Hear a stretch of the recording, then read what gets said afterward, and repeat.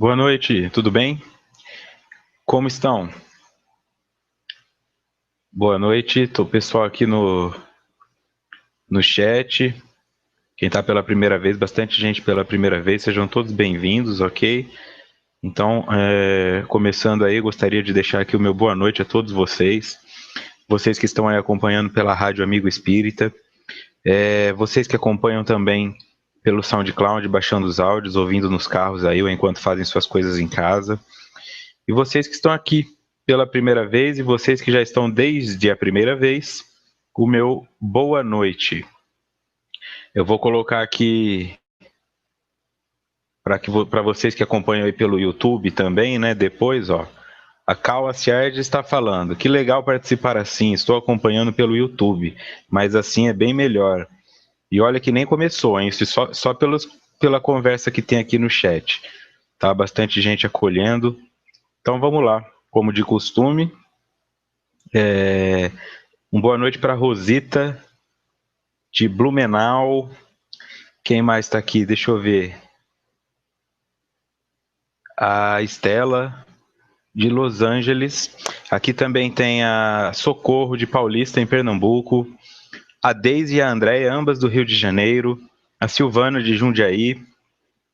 O Dom Jorge de Guapimirim. A Silvia de Ribeirão Preto, aqui em São Paulo. O Elson de Miguel Pereira, no Rio de Janeiro. A Edna de Suzano, em São Paulo.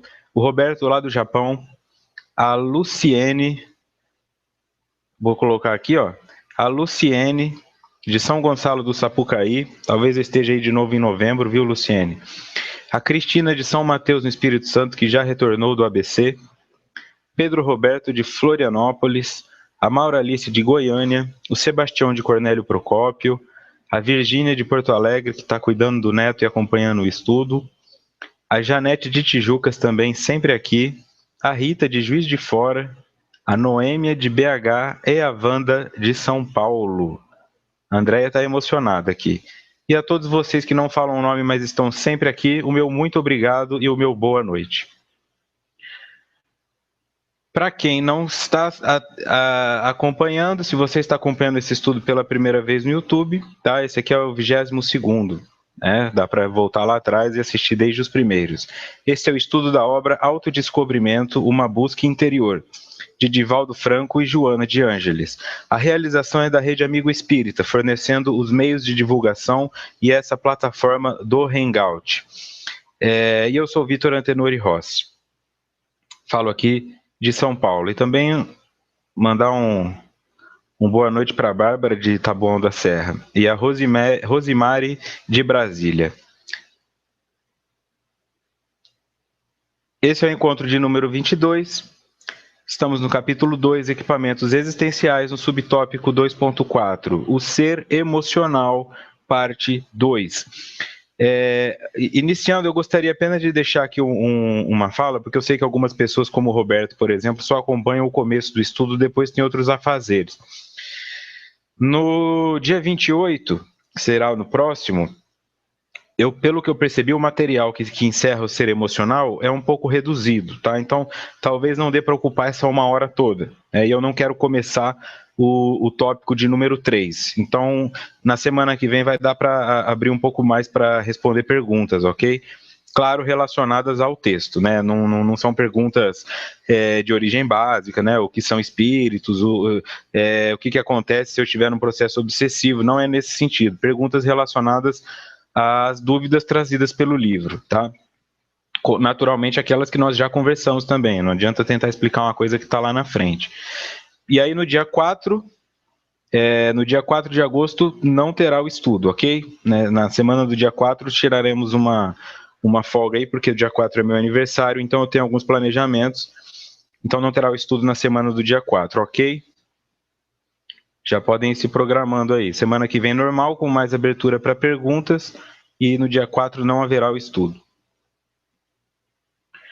Então, para que nós retomemos,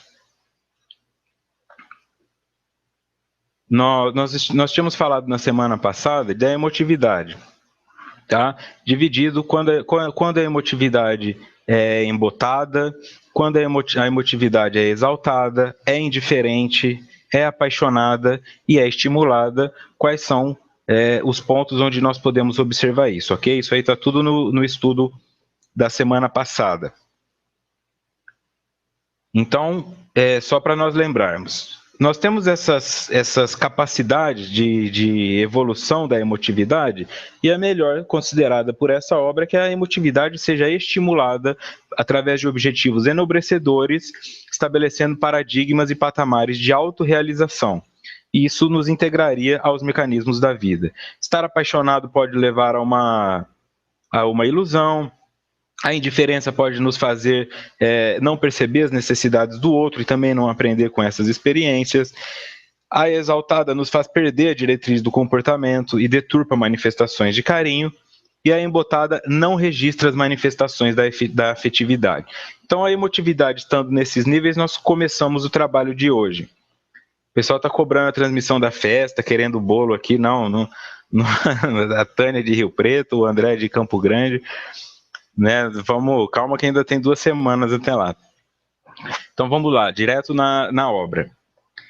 Nessa natural escalada para os níveis da consciência lúcida ou de transcendência do ego, a caminho da conquista cósmica, através das suas diferentes etapas, é justo examinar-se: a.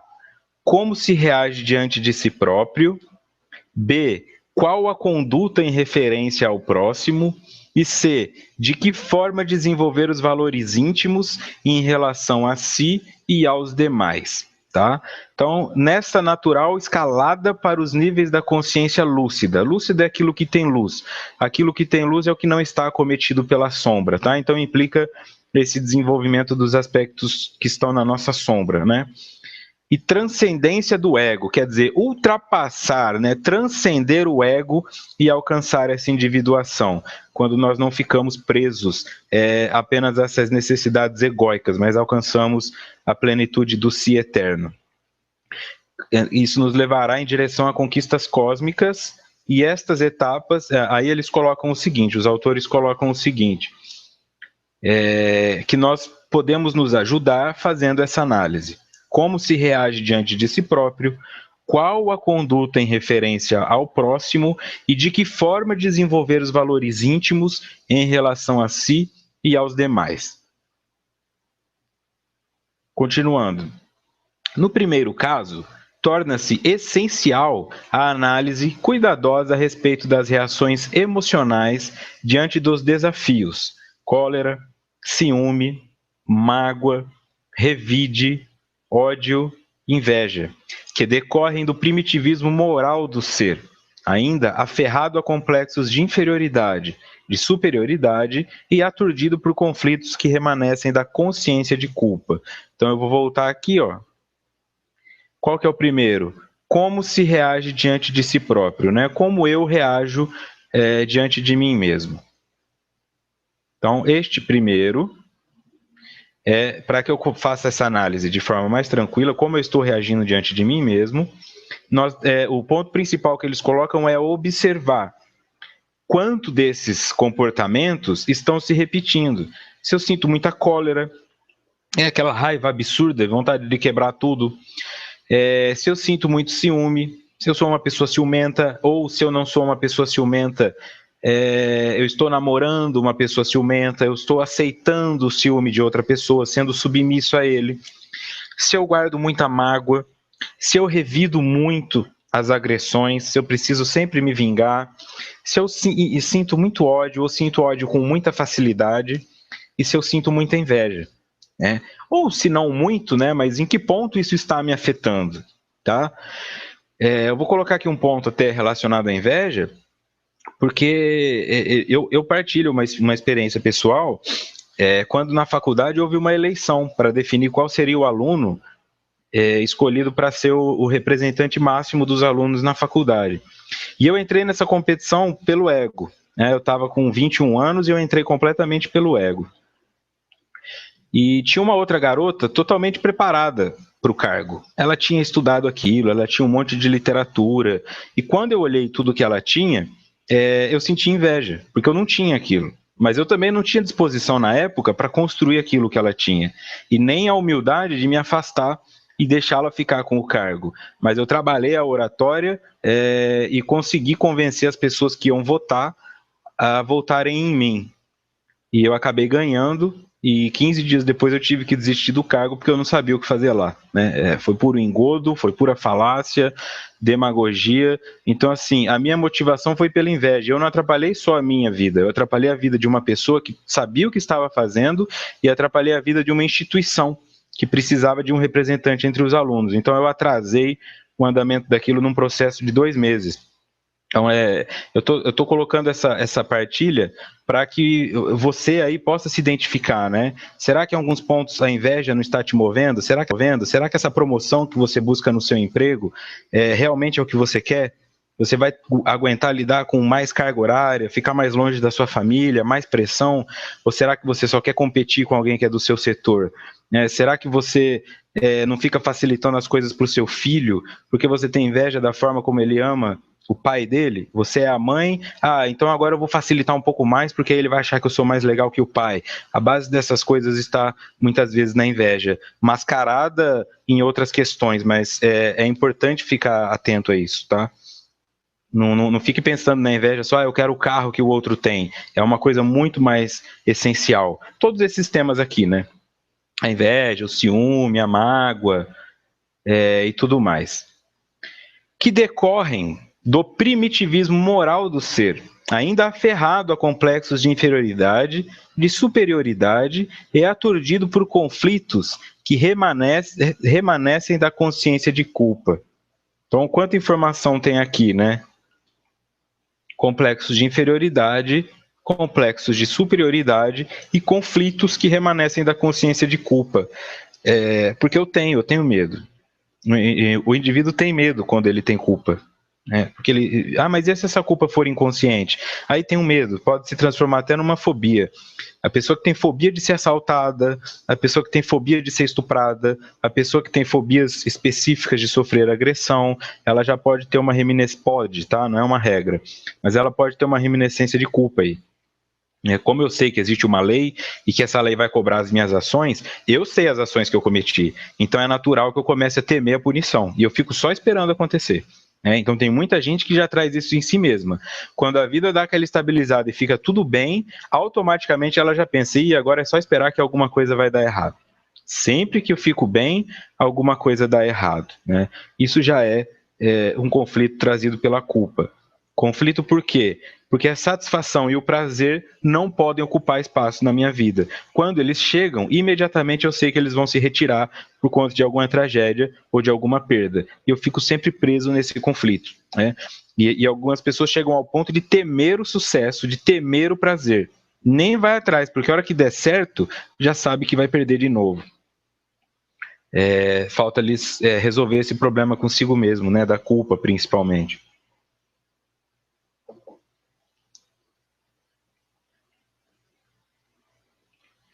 Continuando no livro.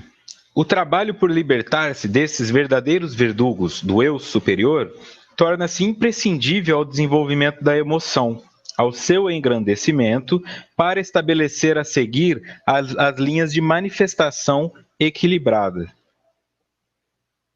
Linhas de manifestação equilibrada.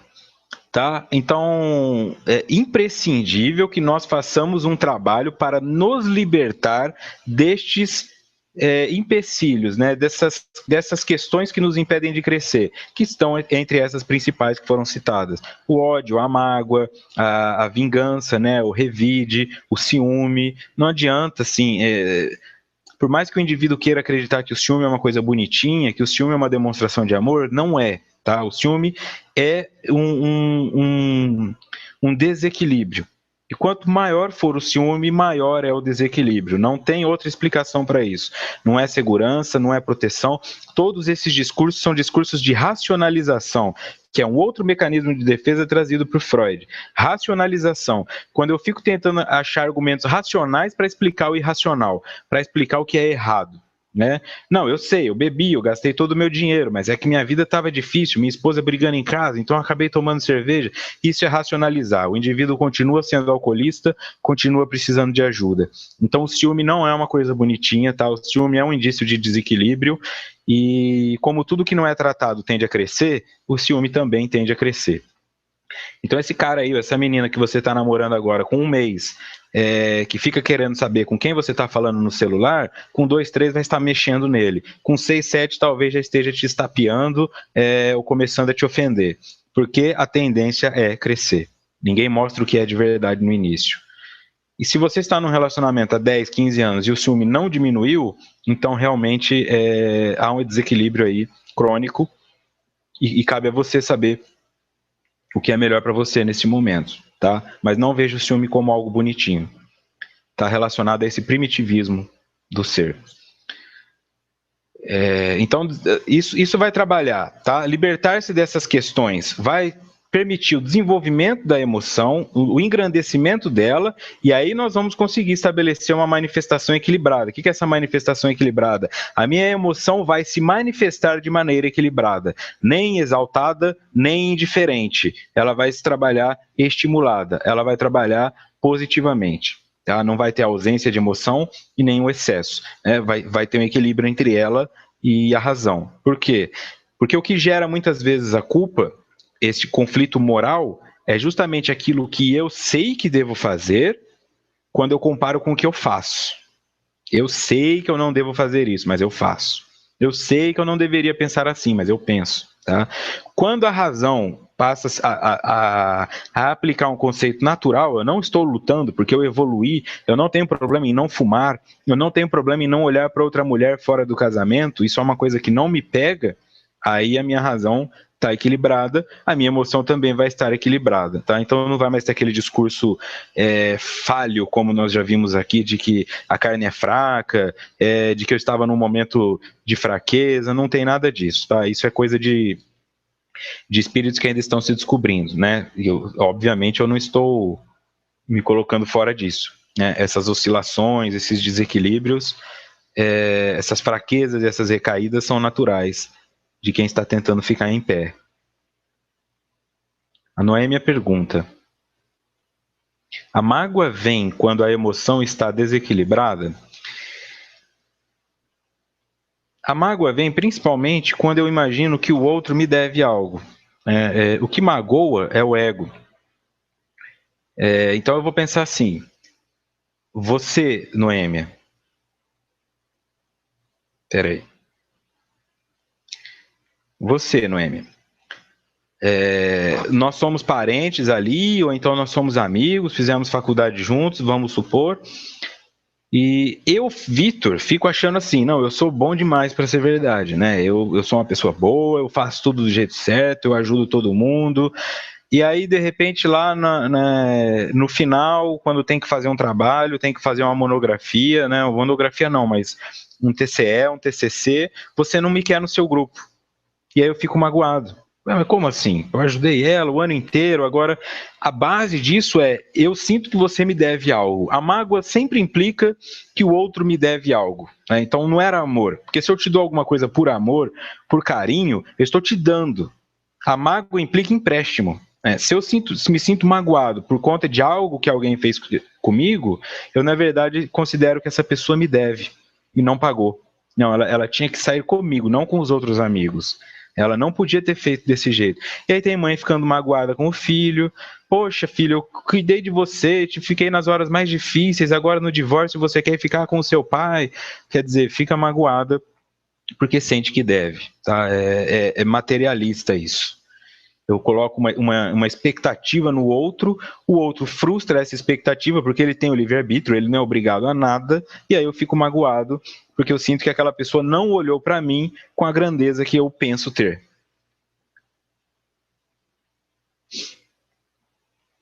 Tá? Então a mágoa naturalmente representa sim um desequilíbrio emocional, porque o indivíduo está buscando no outro uma recompensa que ele deveria encontrar em si mesmo.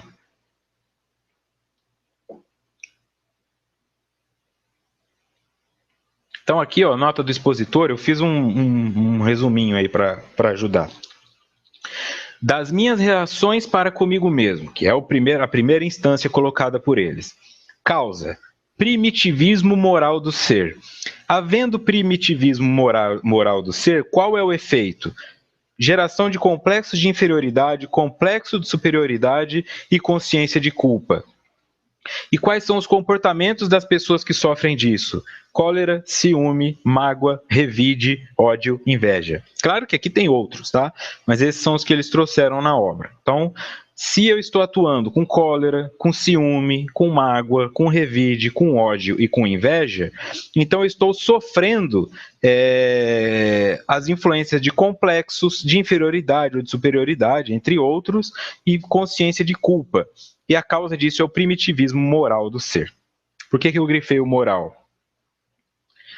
Porque é moral, não é intelectual. Tá? É o que muitas pessoas confundem às vezes. Pô, mas eu tenho um PhD fora do Brasil. Sinto muito. Moralmente, você pode estar comparado a um aborígene se o que acontece dentro da tua sombra, se é o que acontece lá no teu íntimo, for, na verdade, aborígene. Se não houver um campo de civilidade em você, você conseguiu esse PhD fora do Brasil, passando os outros para trás, bajulando, propina, convencendo pessoas a te ajudarem de formas escusas, então você não tem nada de desenvolvimento moral. O teu desenvolvimento é meramente intelectual, e da mesma parte pode ter uma pessoa que não consegue falar nem a língua portuguesa, mas que moralmente é bem evoluída, tá?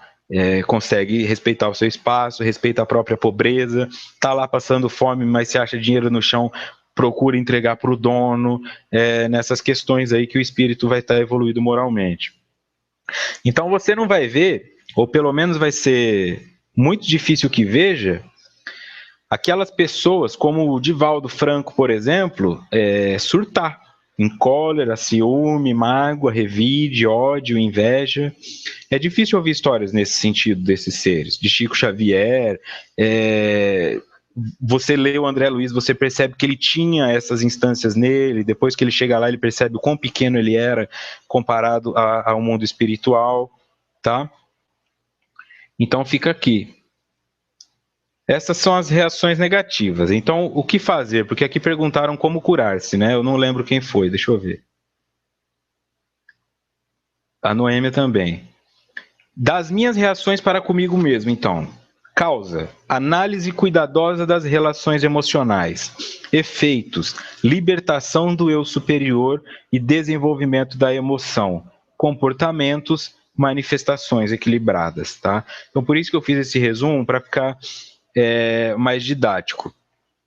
Se eu faço a análise cuidadosa das relações emocionais, eu transformo isso na causa. O efeito natural dessa análise é a libertação do eu superior e o desenvolvimento da emoção. Da noite para o dia? Não, mas passo a passo. E aí, naturalmente, onde eu vou enxergar isso? Nos comportamentos com manifestações equilibradas, tá?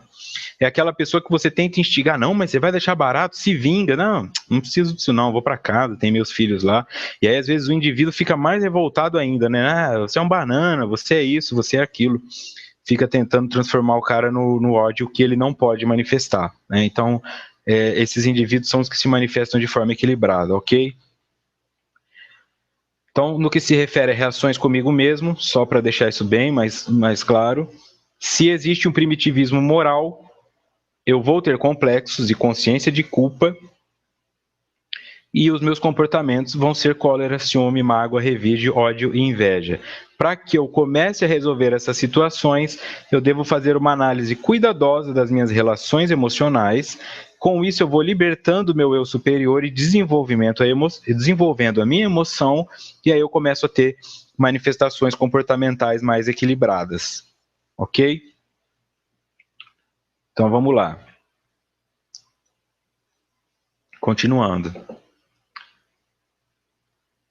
No segundo caso, as reações diante do próximo serão resultado do hábito de como enfrentar situações inesperadas, fenômenos novos, jogos psicológicos desconhecidos, para que os conflitos não se expressem em forma de retraimento, suspeita, narcisismo, aparência de conhecedor de toda a verdade, medo, loquacidade, presunção instigante.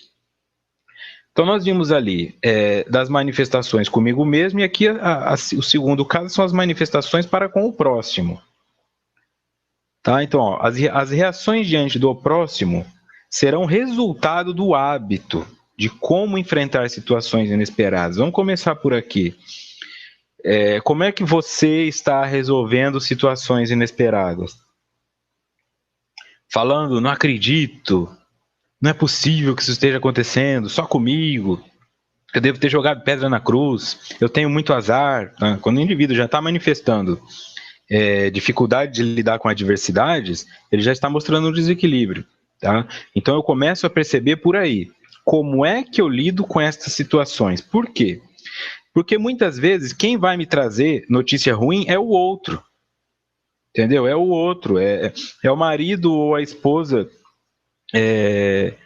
que vão falar que, ó, estourei o limite do cartão de crédito, então, ó, eu bati o carro. Vem do outro, a escola ligando para falar, ó, seu filho vai ser suspenso porque ele bateu numa criança aqui. Então, se nessa hora eu não tenho habilidade de lidar com isso com calma, aí eu acabo surtando, né? Quando o outro bate no meu carro e dá uma ralada no para-choque, o cara já quer descer armado, matando e por aí vai.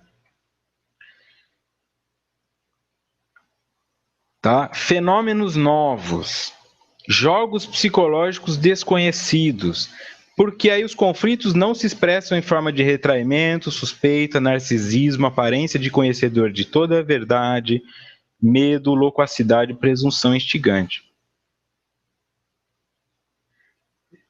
Tá? Então, deixa que eu estou lendo o chat aqui. Continuando. A insegurança pessoal responde pelo descontrole da emoção na conduta do relacionamento com outras pessoas. Então, aqui. A insegurança pessoal responde pelo descontrole. Por isso que eu grifei o responde, tá? Se você tem um descontrole da emoção na conduta com outras pessoas, então a base disso, segundo os autores, está na sua insegurança pessoal. Novamente, o que é a segurança pessoal? Eu tenho que ter bases sólidas onde eu possa me ancorar, onde eu possa aportar. Se eu não tenho, aí eu fico inseguro. Né? O palestrante inseguro é aquele que não tem bases teóricas suficientes. A mãe insegura é a mãe que não tem base teórica suficiente. O que isso significa? Que tem muita mulher aí que está grávida, engravida, vai lá, pega o teste, pô, engravidei, legal, você mãe, mas não vai ler um livro sobre o primeiro ano do bebê, não vai ler sobre gestação, não vai aprender as dificuldades do parto, não vai aprender a conhecer o próprio corpo. Por quê? Porque a mãe ajuda, porque a tia ajuda, porque a vizinha ajuda. Aí ela vai assim, acomodando. Aí quando o bebê nasce e dá um qualquer coisa de madrugada, fica ligando para a mãe, fica ligando para todo mundo e demora muito para se tornar mãe. A mesma coisa o expositor. Bom, eu vou lá, eu estou morrendo de medo, eu não vou dar conta de dar essa palestra. Você vai dar conta de dar essa palestra. Tá? Não fica com esse medo. Vai lá, comete o erro, passa vergonha, se é o que você teme que vai acontecer, mas aprenda com isso. Então, se alguém for me chamar para dar uma palestra sobre este livro aqui, eu tenho condições de falar 50 minutos. Eu falo 1 hora por semana. Eu não preciso ter medo disso. Agora, se me chamarem para um livro que eu não conheço, aí é natural que eu vou ter medo. Que eu vou gaguejar, que não vai sair muito bem. Então, é muito relacionado a essa insegurança pessoal. Porque tem os complexos, como foi colocado. Então, eu acho que eu não dou conta, eu me coloco sempre abaixo dos outros, né? Eu preciso da minha mãe, preciso da minha esposa, eu preciso de todo mundo. Mas eu dificilmente me encontro. Segurança pessoal, então, implica, ó, se eu não tiver local nenhum para segurar fora de mim, eu tenho que ter um lugar para segurar em mim mesmo. Não, eu confio no que eu estudei na faculdade. Eu confio no que eu aprendi nos cursos que eu fiz. Isso me dá segurança, eu vou lá e faço. Né? Eu vejo muita gente sofrendo, principalmente nessa questão da exposição. Né? Queria fazer palestra, mas eu tenho medo, vou ser julgado. Não, você não vai ser julgado porque você já foi por você. Tá? Quando você sente que não pode ir lá porque corre o risco de fracassar, você já fez o julgamento e está tirando a chance de uma pessoa que está lá buscando resposta de ouvir a tua palavra. Mas eu não sou tão bom quanto os expositores famosos. Ninguém é tão bom quanto os expositores famosos. Por isso que eles são famosos. É um caminho que nós temos que tentar alcançar. Quem sabe um dia? Mas por hora, nós vamos começando por baixo. O ponto é que, às vezes, na sua simplicidade, no seu desconhecimento da ciência de fazer uma palestra, você consegue tocar uma pessoa que já está cansada de palestrantes que ficam usando termos técnicos que ela não entende nada. Então não subestime aonde nós podemos alcançar. A segurança pessoal se baseia no quanto eu conheço sobre aquilo, no quanto eu experimentei sobre aquilo, para tecer opiniões e para executar comportamentos. E ela responde pelo descontrole da emoção na conduta do relacionamento com outras pessoas. Isso explica o ciúme, isso explica essa agressividade. Claro que eu vou ter ciúme se eu não tenho segurança pessoal. Não, mas eu sou gordo, eu sou alto, eu sou baixo, eu tenho a voz fina, eu tenho a voz grossa. Aí a pessoa sempre vai me trocar por qualquer outra, né? O indivíduo olha para a namorada dele e pensa, ela deve estar comigo por dó. Ela deve estar comigo porque não acha nada melhor. E aí quando ele olha um cara que ele considera bonito, ele já olha para ela lá. Tá olhando um cara bonito, já quer me trocar. E ele vive em função disso aí, tá? É insegurança pessoal. Segurança pessoal me permite me relacionar bem com os outros.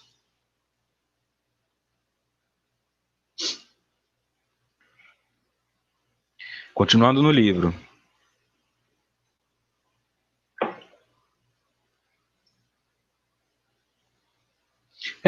A Tereza colocou isso aqui, né? Deixa eu só voltar um pouquinho. Subir aqui, ó.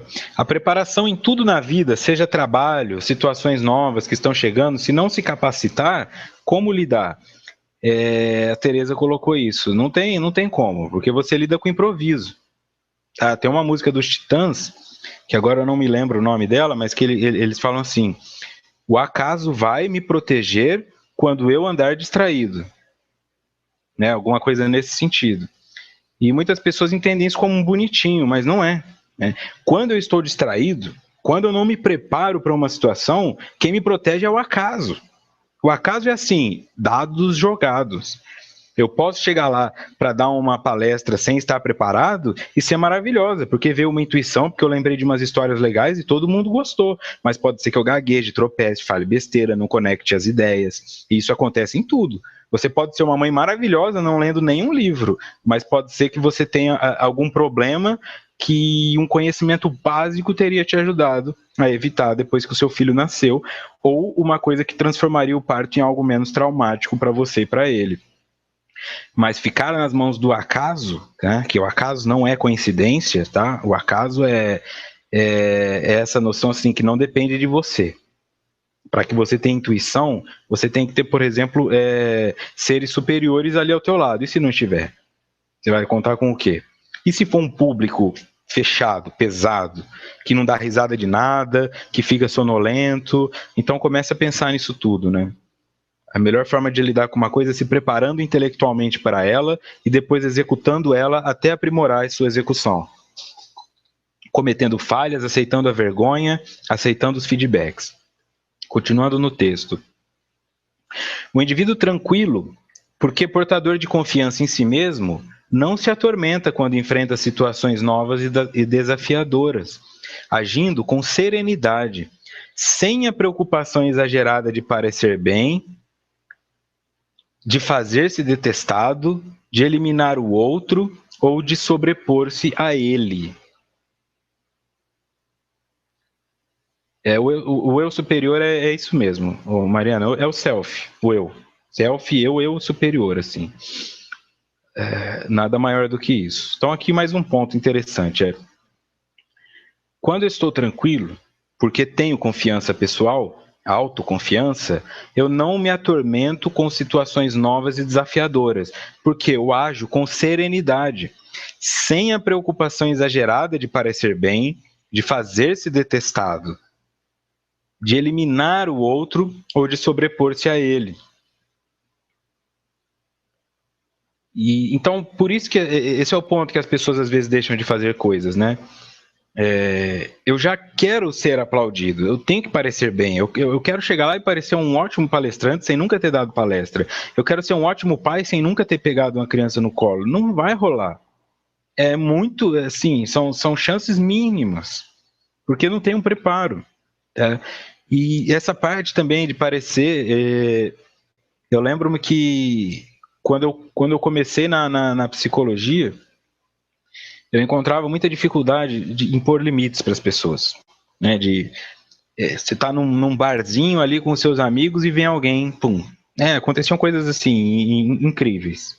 3 horas da manhã, eu lembro uma vez, 3 horas da manhã, uma garota que eu nunca tinha visto na vida, sentou do meu lado, você não é o Vitor e tal, psicólogo, fez sabendo dos seus trabalhos, e eu fiquei pensando, o que está acontecendo, né?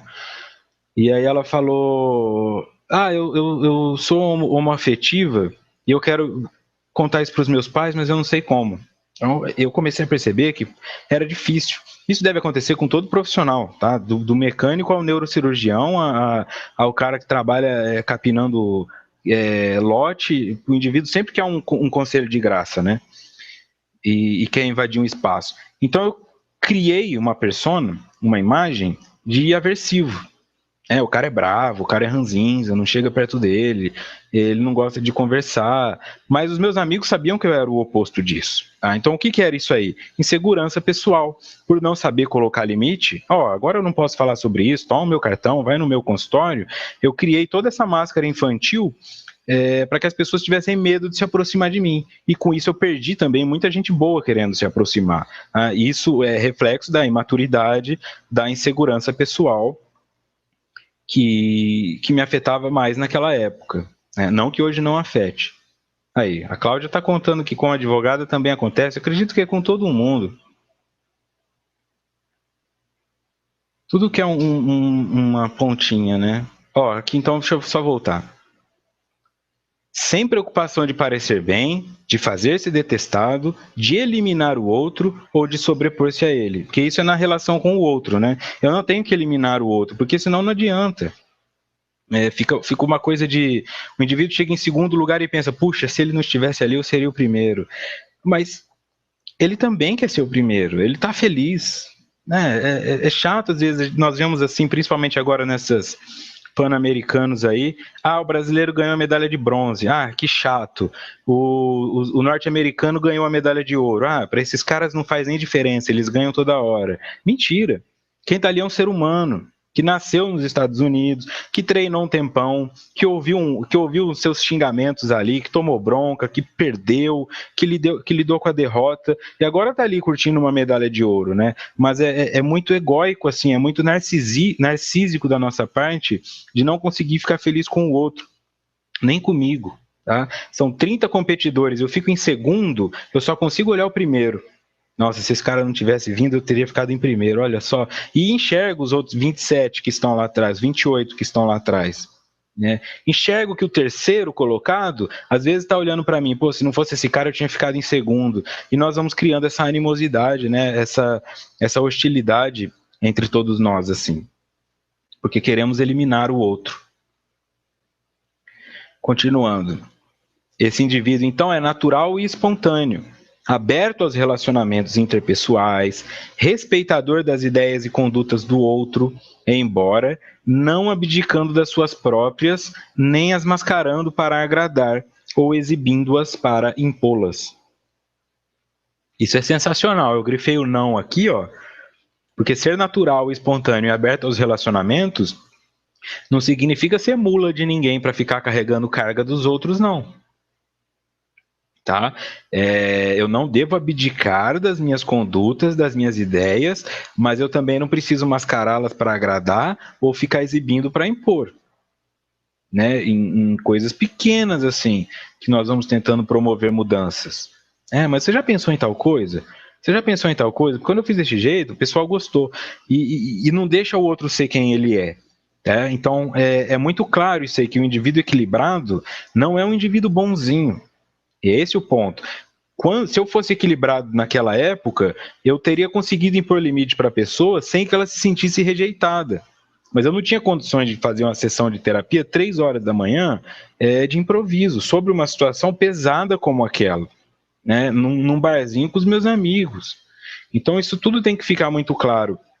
Que às vezes se trata do filho pedindo dinheiro, do filho querendo a chave do carro, do marido querendo espaço com os amigos, de você querendo espaço com os amigos, você mulher, E nós temos essa dificuldade, às vezes, de impor limite, tá? De falar não. Então, isso é muito comum em relacionamento. Chega o cara ou a mulher, amor, você tá tudo bem? Tá. Tem certeza? Eu acho que você tá meio estranha. Não, tô bem. Tem certeza mesmo? Tô, porque tem um motivo pra eu estar ruim? Tem alguma coisa que eu preciso saber? Não, o que está acontecendo? Tem alguma coisa te incomodando? Não, não tem nada. E fica mal uma semana, para depois vir falar. Porque aquele dia você nem me chamou para ir com você lá na padaria de carro. Só isso, tá? Mas aquela pessoa não conseguiu impor o seu limite. Aquela pessoa não conseguiu falar o que ela queria e ficou mostrando através dessas caras feias, dando aquelas fungadas irritantes, né? Porque irrita muito quando a pessoa fala que tá tudo bem e de repente faz. Pô, mas não tá tudo bem, você tá insultando a minha inteligência. Então fica esses processos e a maioria dos casais brigam por essas questões e pais e filhos nem se falam, né? Pouco diálogo.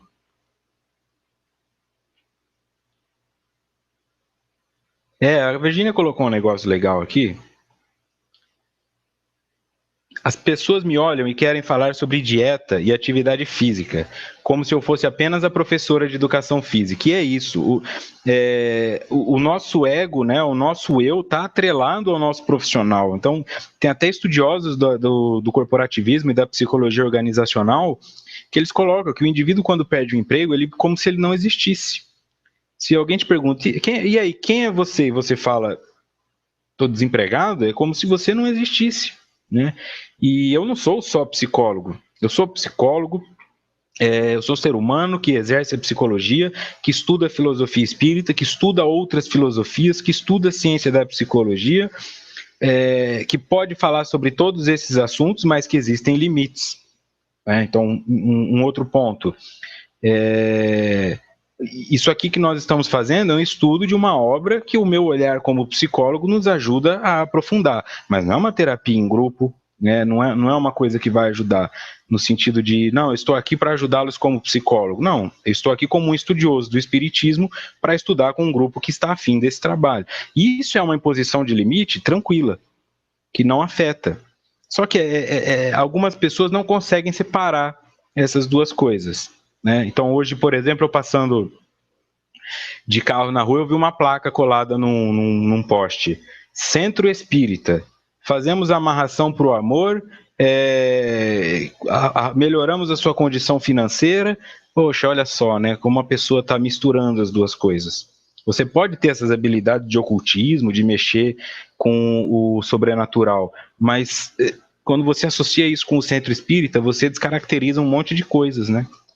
E da mesma forma que alguns espíritas pensam que toda igreja evangélica serve para tirar dinheiro de fiel e que todo pastor é bandido, daqui a pouco vai ter gente achando que todo centro espírita lida com trabalhos inferiores, né? Então nós temos que tomar cuidado nesse sentido, mas não abdicar das minhas próprias ideias, nem mascará-las para agradar. É muito difícil? Muito.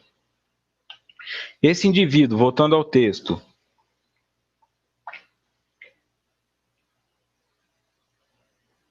dialoga com suave emotividade, assinalando aquele que o ouve com algo agradável e duradouro, que brinda no contato estabelecido.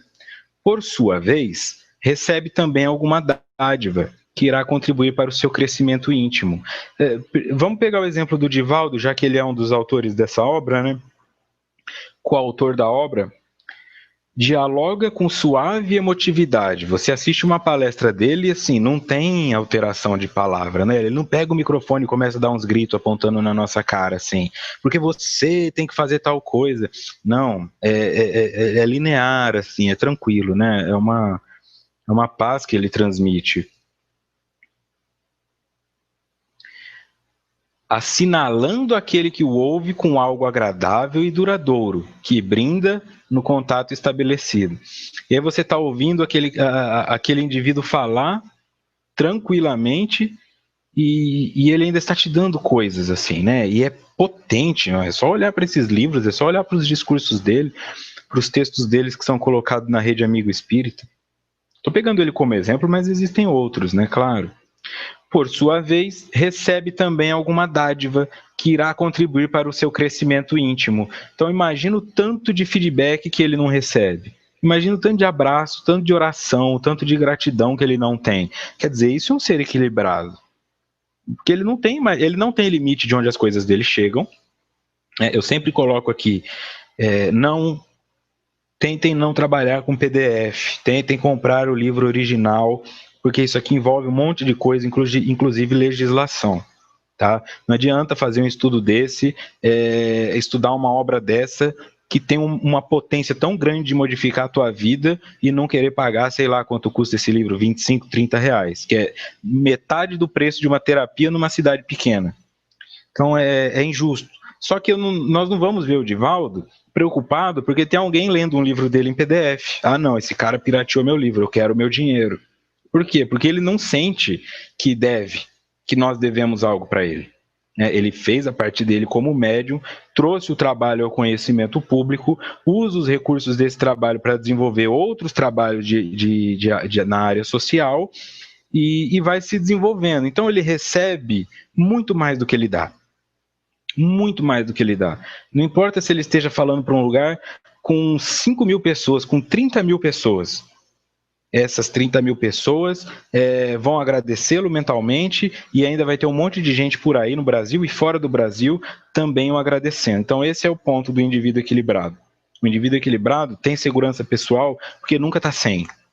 Tá? Quem fica lutando por migalha, querendo espaço, é o pobre de espírito. Porque eu que falei isso numa palestra, como é que esse cara tá usando? Eu que falei isso numa palestra. Nossa, separa a amizade, briga, acaba com tudo, porque não quer dividir um conhecimento. O livro está esgotado em vários lugares, graças a Deus, e o estudo está dando uma força muito grande também. Aqui, ó, o Celso falou que pagou 38. Olha, é o que eu falei, uma sessão de terapia custa 60 reais, numa cidade pequena, tá? Aqui em São Paulo entre 200 e 300, e vai durar 50 minutos. Esse livro aqui nós já estamos estudando há 22 semanas, então é barato, tá? Se pedissem 300 reais nesse livro ainda estaria barato, deixando claro que nem eu e nem a Rede Amigo Espírita ganhamos qualquer coisa com a venda desse livro, tá? Eu só não quero ser conivente com o furto da propriedade intelectual.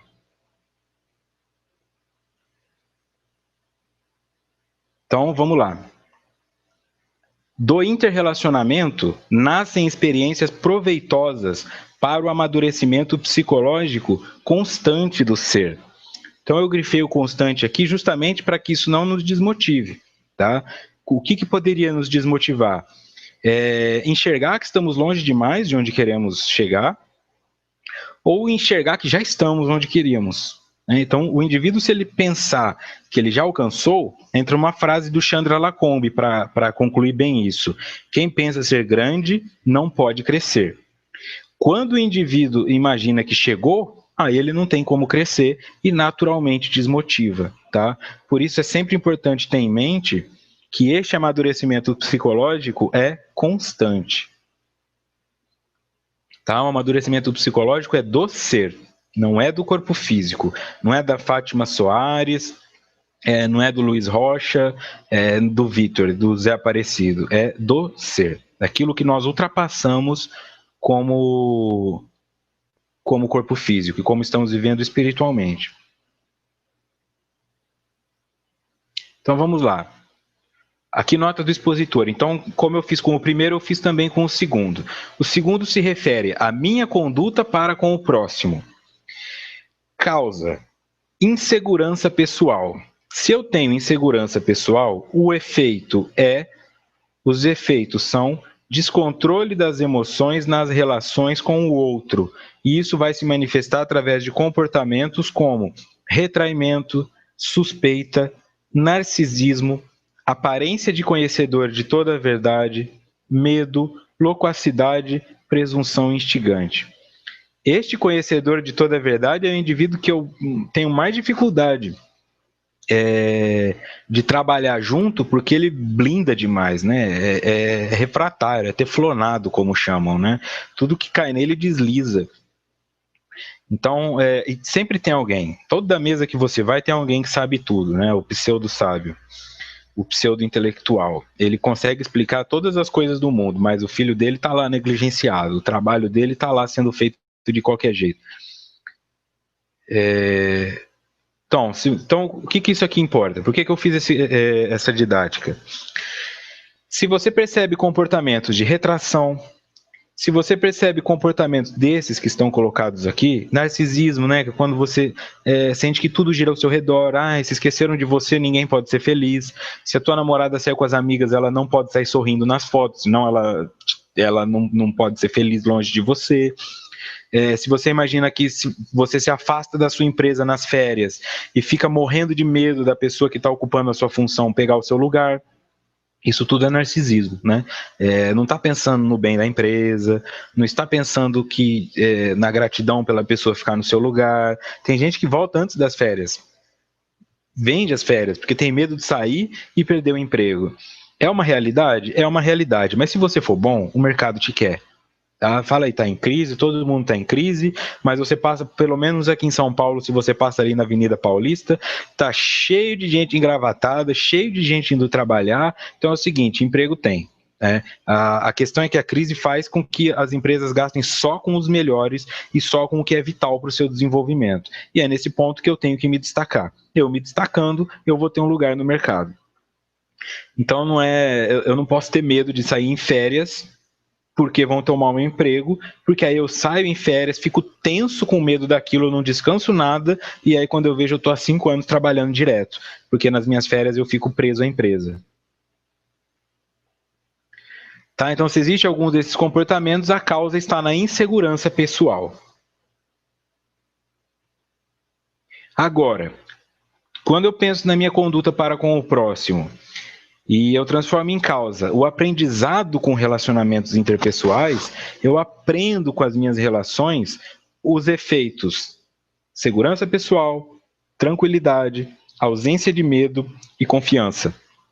Manifestos em comportamentos, espontaneidade, resignação, disponibilidade e assertividade. Por quê? O que é aprender com relacionamentos interpessoais? Bom, tem tuas 3 últimas amizades te traíram? Os 3 últimos sócios que você teve te passaram a perna? Começa a perceber que se tem um ponto, um resultado comum, tudo na vida tem que funcionar como uma equação, tá? Vai funcionar como uma equação. Se o resultado é o mesmo, significa que as variáveis são as mesmas. Não tem como. 2 mais 2 sempre vai ser 4. Para que 2 mais 2, para que o resultado seja 3, vai ter que ser 1 mais 2 ou 2 menos 1. Então, se todos os teus sócios te passam para trás, em algum ponto você não está amarrando bem o seu contrato. Se todos os teus namorados te traem, talvez em algum ponto você esteja escolhendo as mesmas pessoas, da mesma forma. Então, onde eu coloco muito isso para as pessoas olharem, eu não quero que minha namorada use roupa curta, que use decote. Conheceu ela onde? Conheci num barzinho. Como ela estava vestida? Ela estava de saia e decote, eu achei bonito. Então, meu amigo, ela vai usar decote. Se ela não usar na tua frente, ela vai usar pelas tuas costas. Se ela não usar na tua frente nem nas suas costas, ela não está feliz por inteiro porque ela gosta daquilo. Não adianta. Não adianta encontrar o amor da sua vida bêbado 3 horas da manhã e esperar que essa pessoa seja fiel porque o beijo foi maravilhoso. São muitas pessoas que dizem sofrer pelos mesmos motivos, mas não percebem que estão realizando as mesmas causas. Tratando os filhos do mesmo jeito, não tem acaso nessas questões. Só tem acaso, como foi dito, quando você não se prepara. Se você sabe o que está acontecendo, ótimo. Então você está lá com um filho de 5 anos de idade e vai ter uma palestra gratuita na sua cidade com prevenção às drogas. Eu não uso drogas, eu não vou assistir. Vai, porque o dia que você achar maconha no quarto do seu filho, não vai ser um desespero calamitoso. Você já vai ter conhecimento sobre aquilo. Vai estudando sobre as coisas. Vai estudando os principais pontos onde as pessoas sofrem. Gravidez na adolescência, uso de drogas, alcoolismo, bullying. Vai percebendo, porque aí o palestrante vai te falar, tais comportamentos são naturais da criança que está sofrendo bullying. E aí você vai perceber isso no seu filho, né? São todas questões assim, eu tenho que me preparar, eu tenho que estar disponível para o aprendizado. e aprender com os relacionamentos interpessoais anteriores. Aí eu resigno, porque eu entendo que nada acontece por acaso e que eu aceito as coisas como elas são. Aceito que o outro tem o direito de me trair, de me enganar, de me passar para trás, e começo a perceber também as pessoas que me presenteiam, que me acariciam positivamente, aquelas que são carinhosas comigo, e não fico preso só a isso, tá? Tem gente que te sacaneia? Com certeza. Mas também tem muita gente que faz o bem para você. E talvez não estejam recebendo a sua gratidão porque você está aí preocupado demais sofrendo com os que te machucam. E nós fazemos isso muito, né? A esposa está lá querendo se aproximar para conversar e o cara dá uma patada nela. Você não tá vendo que eu tô nervoso? Ok, mas não é com ela que você está nervoso, tá? Então olhe que tem uma pessoa ali querendo te ajudar. E isso vai te fazendo aceitar melhor, resignar com as falhas que existem no outro.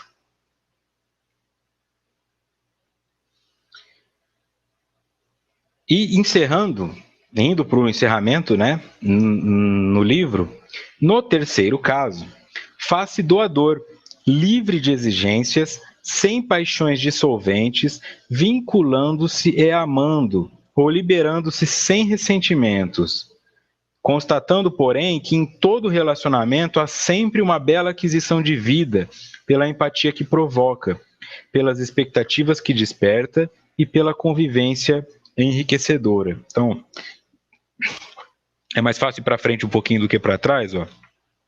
O terceiro item se refere a desenvolver os valores íntimos em relação a si e aos demais. Tá?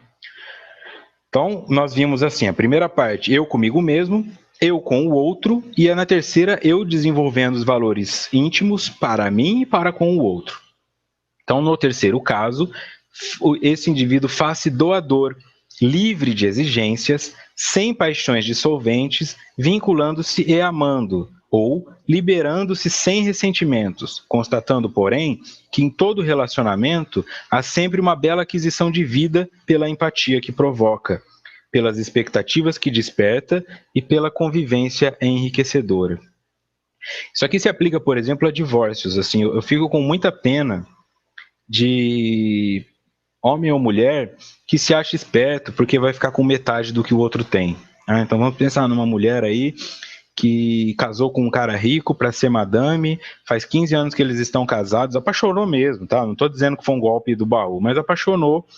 Mas falou, bom, o cara é rico, eu não preciso fazer nada, fico o dia inteiro em salão, fico o dia inteiro comprando em shopping, fico o dia inteiro vivendo essas coisas, e 15 anos depois ele troca ela por outra pessoa, ou se não a troca por outra pessoa, chega nela e fala, ó, não está mais dando certo, nós vamos nos separar.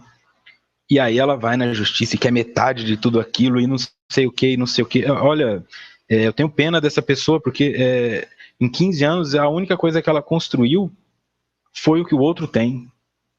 Ela tinha todos os recursos para fazer cursos, para se atualizar, para se especializar, para não precisar do dinheiro daquele marido, e a escolha dela foi viver em função daquele dinheiro, assim. Então, é uma pena, porque é um espírito que perdeu uma chance imensa, e na cabeça dela, ela é super esperta. Tirei metade do que ele tinha, olha a vida que eu tenho. Eu sinto lhe informar que isso vai se transformar em imensa tragédia quando as cortinas fecharem, porque você perdeu uma chance de desenvolver a si mesma, ou a si mesmo, utilizando recursos do outro, né? E viveu com os recursos do outro, né? Isso não pode ser positivo. Tá? Porque, ó, não libera sem ressentimento. Não, eu vou acabar com a sua vida, eu vou destruir você. Vocês me demitiram, eu vou colocar vocês na justiça e vou falir essa empresa.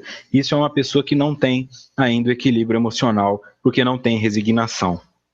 Não consegue enxergar que às vezes uma perda momentânea é um degrau para uma conquista maior. Voltando ao livro. Avançando no equilíbrio da emoção, o encantamento da existência física libera-o da queixa, das frustrações, dos tormentos, que são resquícios do período egoístico ultrapassado, para viver as excelências de cada momento novo e de todas as horas provindouras, sem angústias pelo ontem, nem ansiedades pelo amanhã. Tá? Então, à medida que nós vamos avançando nesse equilíbrio da emoção, o encantamento da existência física libera-o da queixa. das frustrações e do tormento. Porque eu chego à conclusão, entre outras coisas, que é maravilhoso estar aqui. Olha quão difícil é isso funcionar. E eu tenho um. Né? O ser humano não consegue fazer um corpo físico. Nós estamos agora conseguindo fazer órgãos em protéticos, né? Um coração de plástico, alguma coisa para ajudar em transplantes, mas nós não conseguimos ainda fazer órgãos em laboratório. Nós não conseguimos recriar um ser humano. E nós ainda assim habitamos um corpo humano. Então, quer dizer, só de estar aqui já é uma sensação maravilhosa de aprendizado. Isso diminuiria a necessidade de se reclamar. Porque essas necessidades de se queixar e as frustrações e os tormentos são resquícios do período egoístico, ultrapassado. E aí nós conseguiríamos viver as excelências de cada momento novo, incluindo os considerados dolorosos, e de todas as horas por vindouras, sem angústias pelo ontem, nem ansiedade pelo amanhã. Então aqui, também da forma didática, no que se refere a desenvolver os valores íntimos em relação a si e aos demais, causa egoísmo. Se eu tenho egoísmo, o efeito disso é desequilíbrio emocional. E isso se manifesta nos comportamentos de queixa, nas frustrações e nos tormentos. Tá? Então, se eu estou me queixando muito da vida, se eu estou sentindo que eu estou me frustrando demais, ou que eu estou passando por muitos tormentos, a causa disso é o egoísmo, segundo eles, manifesto pelo desequilíbrio emocional. Caso eu faça o caminho oposto e coloque como causa a empatia e o altruísmo, que é o diferente do egoísmo, é o outro, os efeitos: desapego, capacidade de amar, ausência de angústias e ansiedades, manifestos nos comportamentos de doações, tá? Não é só dar roupa, não é só dar sopa, é dar o seu tempo para um trabalho voluntário, é dar o seu ouvido para escutar uma pessoa que está em sofrimento. Transigência, quer dizer, você aceita a mudança, você permite que ela aconteça, não precisa que as coisas sejam sempre do seu jeito, não é só você que tem razão. Perdão, porque você consegue perceber que o outro não errou por mal, errou por ignorância, e que não adianta ficar ressentido, não adianta ficar magoado, nem cobrar do outro algo que ele não tem para ele mesmo.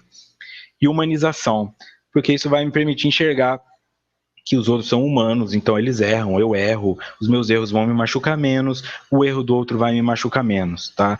Mas o indivíduo que não tem palavra, tá? O indivíduo te sacaneou, passou para trás, ele não tem palavra. Como é que ele pode te dar alguma outra coisa? Se você deu confiança para esse indivíduo, a falha foi sua. O erro foi seu. Agora, se você fez isso sem pedir nada em troca, aí foi um acerto. Agora, se você deu confiança para um indivíduo que não tem palavra, como é que você pode cobrar dele algo que ele não tem? Ele não tem. Ele mente para ele mesmo, ele mente para a esposa, ele mente nas orações dele. Você é só mais um, né? Não leve essas coisas para o lado pessoal. O cara que te rouba, o cara que te engana, o cara que fica na maledicência aí falando absurdos de você, é o que ele tem. Pensou que pequeno isso? Você está aí vivendo a sua vida e a única coisa que a outra pessoa tem é falar mal da sua. Essa pessoa precisa urgente de uma doação. Está faltando vida na vida dela, porque ela não tem do que cuidar. Então, não adianta ficar preso a isso, ressentindo. São sintomas do desequilíbrio emocional, tá? Então, se refere sempre a analisar como eu lido comigo mesmo, analisar como eu lido na relação com o outro e buscar desenvolver no íntimo essa afetividade de forma equilibrada, pelo altruísmo, pela doação, pela percepção, pela resignação, pela análise fria, racional do que eu estou vivendo, né? Sem ficar achando que eu sou o melhor cara do mundo ou o mais monstruoso, mas aceitar a minha humanidade. Ok? Então, no próximo encontro, continuaremos o ser emocional, parte 3, como eu disse, é uma parte bem menor, então pode existir tempo para que conversemos um pouco mais nas perguntas, tá bom?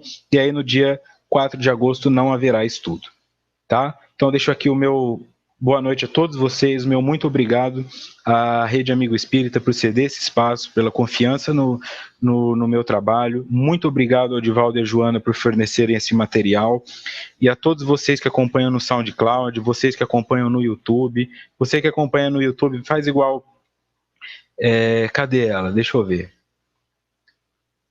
Tem mais de 70 pessoas aqui, eu me perdi. Mas faz igual a Cal, faz outras pessoas que estão aqui pela primeira vez, vem aqui visitar e você vai ver que aqui no chat muita coisa que eu não falo acontece, troca de livros, de sugestões, de um monte de coisa que vai te ajudar bastante também, ok? Então, nos vemos semana que vem. Desejo a todos aí uma ótima semana de reflexão, possamos continuar crescendo nesse trabalho. Muito obrigado.